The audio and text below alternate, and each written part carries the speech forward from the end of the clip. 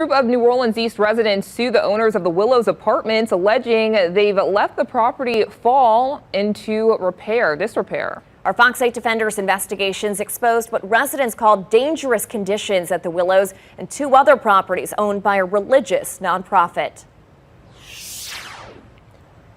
Sierra Dobard first reached out to the Fox 8 Defenders last year, begging for help with her family's living conditions. Yeah, and it's probably spread all over inside the wall, but we see it right here at the end of the walls. We complained to the office several times. I've talked to the owner, I talked to management, and I told them that we've been having issues. We've been having cold-like symptoms because of it, just experiencing all kind of symptoms because of the mold, and he's just not doing anything about it. Our reports showed how other tenants at the Willows said they too were living in deplorable conditions. This week, Sierra and her husband and 4 other Willows residents filed suit seeking damages. Sierra says their goal is to make things better.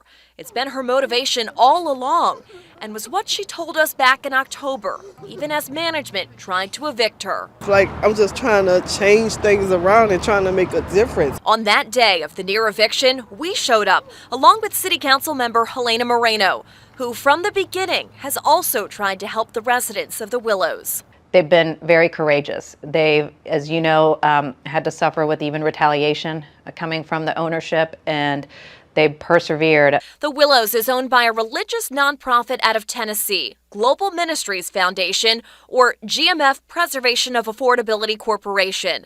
The CEO, Richard Hamlet, is an ordained minister. An attorney for the residents says all they're asking of their landlord is what they have contracted for in their leases: habitable housing for their families without hazardous conditions and free from repeated violence. This is a shame. This is a disgrace.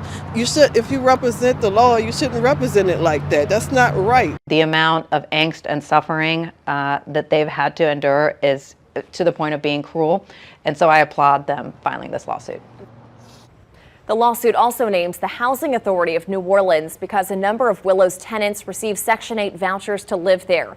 We reached out to Hanno, who had no comment, as it hasn't been served the lawsuit yet. Richard Hamlet also told us no comment on the lawsuit. If you've got a consumer complaint you'd like us to look into, call the Fox 8 Defenders, staffed with volunteers from the National Council of Jewish Women, or fill out our online complaint form.